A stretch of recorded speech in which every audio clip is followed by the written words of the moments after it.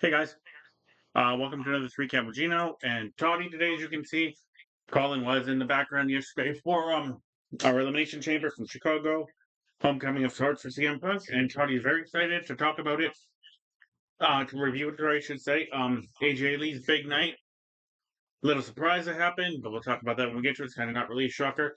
Like I said, my wrestling chat, it kind of reminds me of the Double storyline, but just didn't play as long. We should have just ended because there's that stupid little tease they had a few times with some students. And then the master reveal, but I guess, hey, Seth apparently Toddy liked the reveal of the masked man. Bring him on. Um,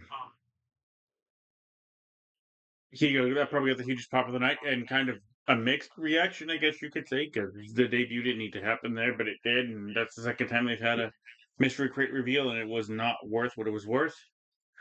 Um, let's get right into it. There few unfortunate accidents that happened, and injury at the women's ward elimination chamber match, but overall, really, really awesome match. I thought a couple cool spots like where Rhea Ripley, or sorry, not Rhea Ripley, Raquel Rodriguez, I think, was one of the standout stars in that show. In that match alone, she had a really cool spot where she picked up Kiana James and running power slammed her through one pot and right through the other one. And then hit Oscar with the Tijuana bomb for double elimination for Raquel. She eliminated Kiana James and Oscar, but we're skipping a whole bunch of stuff. Oscar did help eliminate Alexa Bliss. There's a really cool entrance spot between Alexa Bliss and Rhea Ripley, which was a callback from 4 years ago, I believe, the Elimination Chamber 2022. But this time it was timed even better because Rhea was headed into the ring and Alexa was already in her pod. And they both touched fists through the glass at the same time, kind of teasing that there might be an alliance going on there, some people thought. Um, Also, a little bit of a strange argument between me and Colin because he didn't think Alexa should win the match, surely because she's too small and Jade and her would not work well together, the timing and everything. Hey, you're okay. Um, like I said, very good match. There's a couple unfortunate wardrobe malfunctions. Sorry, guys, the camera's a little too far. Couple of, come here, Tots. A couple of unfortunate wardrobe malfunctions. Kiana James, of course, Titty Time had hers happen. Raquel Rodriguez, if you want to call her Rhea Ripley. Raquel Rodriguez, WWE forgot to block out all of them, and apparently the girls were very upset. Raquel Rodriguez, as she caught it right away, she kind of tried to fix it as she was going back over the ropes. She got hurricane runted, and it happened, and we kind of caught it in real time. Kiana James apparently was doing that spot with Rhea Ripley where she did a power bomb or something, and apparently something weird happened there. And of course, Titty Time because it just always happens with Titty Time because she lets it happen. I think it's part of her shtick at this point. She wants people to see them titties. Tiffy Town, I guess, is going to be part of a new gimmick. I have no idea, but like I said, really, really, really, really good match. I thought it was well told, great stories, great teasing by a whole bunch of people in that match. I guess we're keeping that Kabuki Warriors and Charlotte and Alexa thing going because, like I said, Alexa did get eliminated with by Kiana James, but also a little bit of help from Asuka. She hit the poison mist, and Kiana hit the roll up, like the first one out. Following that, we had that sixth spot with the double elimination of Kiana James and Asuka, which I related to earlier. We get a crazy little elimination of Raquel Rodriguez by Tiffy Time as Rhea hit an amazing, I guess you could call it senton from the top, taking out Raquel, and initially laying there prone. Tiffy hit Swanton, or sorry, the best moonsault ever from the top of the moonsault, top of the pod. And then Rhea face planted Tiffy, and Tiffy didn't block in time, and broke her nose. You could tell right away because I looked at Colin, like, why does Rhea have blood on her back? I'm like, oh shit, Tiffy's bleeding. He didn't see it at first. I had to show him, and then you could see the blood just pour out Tiffy's nose. You could tell the referee saw right away that the match had to be stopped. Match was, sorry, not stopped, it had to be ended. They hit a weird spot where Tiffy protected her face, but kind of went into the pod. She came back out dazed and confused. I think she might have been concussed also, to be honest with you. Rhea hit the riptide. Rhea is facing Jade. I think it was kind of predictable after Rhea and Io dropped the titles. Toddy had a bit of the zoomies there. So, decent match. Couple of unfortunate spots. Couple weird mishaps. There's also a really cool spot where Tiffy went for her back spring elbow, missed, and went back first into the pod. And Raquel Rodriguez, like the bully Nelson Mounts, went, ha ha. Great spot. Alexa had a few cool spots. Asuka had a few cool moments. Everyone had their moments. But you could kind of tell Rhea was going to win the match. So I think going to be one of the three big girls, either Rhea, um, Tiffy, or Raquel. They were the final three. Kiana James was, I thought, the star of the entire thing. I think Kiana James is going to become the U.S. Women's Champion either before or at WrestleMania, breaking up her and Julia because they've done nothing. You know, my ranking system, we got the gold medal, the silver medal, the bronze medal. Um, like I said, there's a few standout moments, a few unfortunate moments. Overall, I thought the girls did a really good job in that match, telling secret stories and kind of pointing little tidbits of things here and there. Like I told Colleen, if you guys heard me yesterday on the show, I thought Raquel was either going to win the chamber or she was going to lose it, and then that was going to lead to her and Liv breaking up because she'd be jealous of Liv winning the title. She would have what's eternal Liv. So I think that's still going to be in play after Mania. I think like I said, there's a lot of good, cool like tidbits and nuggets and stuff that were placed in this match. I thought, like I said, I thought all the girls had a great performance. I thought it was a really good match, well woven story. I'm going to give it a gold just for that alone. And then we had a match just for me that it was okay, but it also didn't hit because like Colin had also said a few times, we need to see more of UJ Lee. There's a few parts of the match that they could tell were sloppy and they weren't clicking. The timing was off, which is weird because they've had matches in the past as being AJ Lee and Becky because they were the second match of the night and it worked. But there was a few times where I don't know if they were just sandbagging each other or if the timing was off or if AJ was nervous or if Becky was trying to make AJ look good, better than she should have looked. It didn't seem to click. Maybe it was AJ wrestling in front of the Chicago crowd wanting to look good and Becky trying to make her look good. It just something didn't work in that match. It was a decent match. And like I said, like I agree with Colin. Now that AJ Lee is the champion, maybe we'll see her more than once every 3 months. I don't want a part-time champion. That kind of devalues that belt. Like the U.S. title, there's no reason to have that on anyone right now for the women because it doesn't work. Um, have we even seen the U.S. women's title match on a pay-per-view ever? No. If we're gonna do Becky and AJ heading into Mania, we got 8 weeks to Mania. Bet I think AJ Lee should be on 6 of those Raws, if not all of them. Defending, being a fighting champion, having Becky kind of screw with her a little bit. I understand she got that schedule she works with because she's got the clauses she got in her contract. But if you're gonna give her the belt, you got to kind of make her run with it and do things. And if they're gonna have her hit or miss every now and then, I don't know if it was the right decision to make AJ the champion. I understand it was in Chicago and they wanted that pop in that moment. To me, it just seemed like it fell kind of flat. The match itself was decent, minus a few of the botches. The finish was kind of clunky, I thought, because they tried to do something, it didn't work. They worked around it, went right back to the exact same thing they tried 2 minutes ago. I like the fact that they're keeping Jessica Carr still involved in this story. Maybe we're going to get a triple threat with Jessica Carr Mania, who knows? Or maybe we'll get Becky versus Carr. But I like how Jessica Carr is still getting involved thoroughly in this story. Um, sorry guys, just got a message here.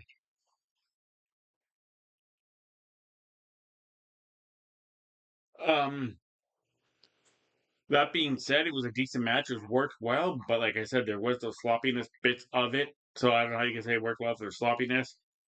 Therefore, I'm going to give this light silver instead of like full silver. There's parts of the story that work, like the Jessica Carr thing and the struggle AJ had to fight from underneath parts of the match. But like I said, there's a lot of sloppiness in the match as well. Is it a match I'll go back and rewatch? Probably not. Was it there to be there and have a moment for AJ Lee? Yes. Was the title change necessary? I don't know. They could have maybe waited till Mania, but they did here. Either way, knowing that we needed to the title match was not going to the heavyweight title match was not going to change hands. Like I said, I'm giving it a light silver. Decent match. The girls did what they could, but there was a bit of clunkiness. Yeah, if you guys can see Owen Hart, my backstory to Owen. Um, we'll leave it there. Um, yeah, like I said, they tried to work, it just didn't work well. Um, but other than that, it was a decent little match. Just a few clunky parts. That's why it's getting a light silver, almost gold, but just right below gold. So that's why it's a silver light. Um, following that, We had CM Punk and Finn Balor also. And this is not a shot at AEW, but maybe this is how AEW should learn to structure pay-per-views. Not every pay-per-view has to be 15 matches and 5 hours long. If you only have 5 or 6 stories going, you go with those 4 or 5 stories, you put them on the card, you give them time to work, and then that's it. 3 hours. That's all an Elimination Chamber was. And each story got a significant amount of time to play out. Some were short, some were long. This Finn Balor CM Punk match, once again, there's a few clunky parts in this match as well because on CM Punk's behalf. I'm still in the camp that CM Punk shouldn't be champion. Doesn't matter how old the guy is. He's 48 years old, or however old he is. And then they call it and say it's crazy how they're only 3 years apart, but Finn Balor looks like he's in his 30s, and CM Punk looks like a worn out street person. And I'm not just disrespect for any disrespect CM Punk, but it's 2026. Guys, CM Punk shouldn't be a world champion anywhere. In my personal opinion, if you can't work more than 5 minutes without struggling, and you could tell he was struggling during points of that match, and it wasn't just selling, he was struggling. If you think that he wasn't struggling, get at me at the comments, but I truly think the dude struggles to have a good 10-minute match now. It was apparent in AEW, that's why I don't think it was a loss for AEW to lose CM Punk. I think he's more valued towards WWE solely because he is a very good talker and a very good showman. And he was a very good wrestler, but he isn't the wrestler he once was. But other than that, decent story. Kind of predictable who's going to win this match. I wish they trust Balor more. I wish it would have been a three-way between Balor, Reigns, and Punk, but no. There's a weird spot where Balor said he did not want the Judgment Day and then kind of looked concerned when they didn't come out to help him, so they're definitely turning on him tomorrow on Raw. Um, Once again, I think it was just a match that was there to be there. CM Punk got a cool ovation, but also how big is your ego when you got to come out to the Chicago Bulls entrance from the 90s? If you don't know what I'm talking about, go check it out. It's just, I know it's a Chicago sports nut, and he wore the Blackhawks gear, and he came up to the Bulls entrance, but I'm not a CM Punk guy, never have been, never will be. Um, Decent match, good story, predictable ending. I'm gonna give it a, oof, I'll give it a gold just because it was a decent match, too well worked, great story. Weird finish, just came out of nowhere. But it was kind of like I said, predictable. Now, questions? What do you do with Balor going forward? And are we gonna have a part-time champion after Mania? Because then we'll probably have two of them unless AJ loses the belt back to Becky. But yeah, the match I liked it. It was good. Will I ever watch it again? I don't know. Maybe rewatch it and see if there's little nuggets I missed. But I didn't think it was the greatest thing I've seen, but it was also not the worst. That's why it's gonna get a gold. Following that, Elimination Chamber match. There's a lot of cool storylines put into the men's chamber match, which was Cody Rhodes, LA Knight. Let's just call this a night of botches because there's a few of them in every match, except for the women's match. Sorry, LA Knight, Cody Rhodes, Siobhan Evans, fuck Logan Paul. We won't talk anything about Logan Paul in that match, except for what happened to him near the end. Not Roman Reigns, Randy Orton, and the Lemon Pepper step by himself, Trick Williams. Like I said, Siobhan Evans. We had Randy Orton. Let me show you guys. Going over again in my head. Randy Orton, Javon Evans, um, Trick Williams, Raheem Rhodes, aka Cody Rhodes, uh, LA Knight, Logan Paul. Yeah, there's six. Um, Unfortunately, Javon Evans was the first one eliminated, and we should ban Logan Paul from doing that move because I think Javon Evans legitimately got hurt because he landed right on his neck and skull. Because Logan Paul did not hit that move properly. If you don't know what I'm talking about, go back and watch it.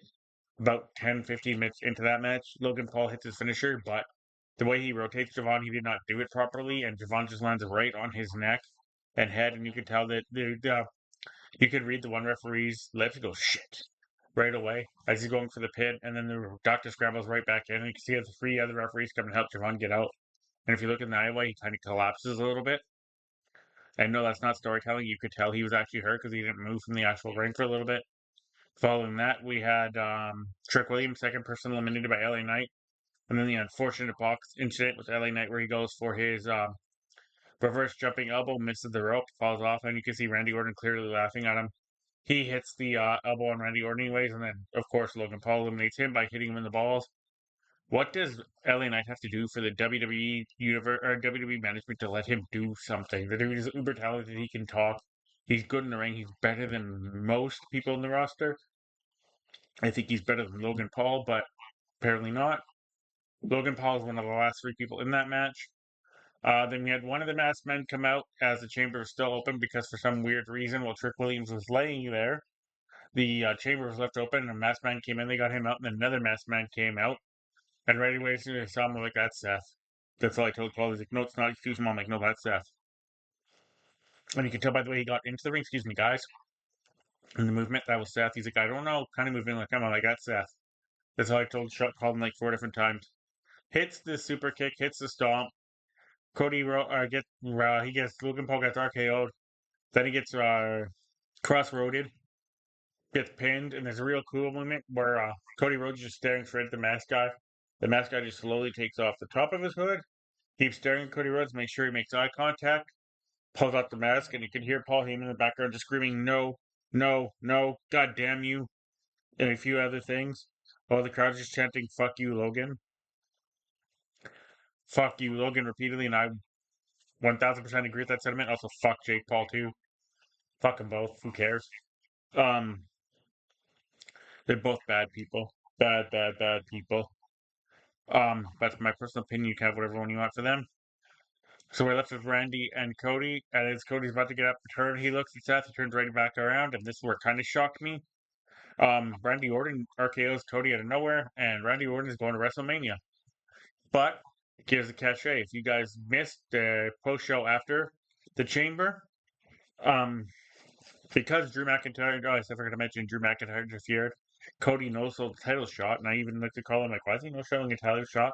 No selling a title shot where Drew Jacobs sold the fuck out of it, and Cody Colin looked at me without a miss. That's the one. Both went, it's Cody Rhodes. He's superhuman. Drew got RKO'd by Randy, and then that set up Cody getting RKO'd by Randy because Randy crossroad. Sorry, Cody crossroaded Drew as he got up. RKO boom. But what I was going back to is Nick Aldis has announced that we're going to have Drew McIntyre versus Cody Rhodes at Mania. I mean, SmackDown next Friday. So more than likely, Cody's winning the belt on SmackDown. We're going to get Nick Aldis versus Drew McIntyre at Mania. I'm not mad at that. Nick Aldis is a very, very good wrestler. But I'm kind of pissed off because Drew should be allowed to carry the title into Mania solely for everything he did for that company during the pandemic. And he keeps getting his Mania moment taken from him. I also would be mad with the four-way between Drew, Cody, Randy, and Jacob. Because what do you do with Jacob Fatu? What do you do with Jacob Fatu? You clearly don't want him in the Mania pay-per-view, or main event at least. I don't know why. Unless, sorry guys, had some ducks come out there. I apologize that I was gonna be on recording. But like I said, cool that like I said, the story bits planted and that little story bit after the show was over. This is gonna get Go Plus. I thought it was very well laid out and a very shocking ending. Everyone in the world thought that Cody Lander was gonna win. He didn't. Randy won. I guess you're giving Randy one more title reign, even though technically Randy doesn't need the belt anymore. He's got that aura about him, and he's still very good. But I think he wants to get closer to Cena. If he wins, that's 15, I believe, and he'll time Triple H and one away from Flair. But Randy's also said he doesn't have much time left, so why not give him one more run? That Mania. Overall, being said, minus the little glitches that happened in the show, I was entertained for the pretty much majority of that 3 hour show. And oh yes, we also had the debut of Danhausen, which was kind of controversial because they opened the crate and it was just a casket, and then some dancing people came out, and then Danhausen came out. He gave Michael Cole teeth. Everyone thought he was gonna have a match, and he just randomly disappeared from the TV. So they could have done that on a random Raw or something. There's mixed kind of boos and cheers, and then at the end there's outstanding boos because nobody knew what the fuck was happening. That part alone's gonna get a bronze because it just did nothing. They killed about 3 minutes worth of time where they built it up for so long and ended up doing nothing with it. That being said, overall in general, I'm going to give the show a gold. I thought it was very good. Let me know what you guys think below. Like I said, it was entertaining for 3 hours, and we'll probably talk to you in a few days, guys. All right, bye.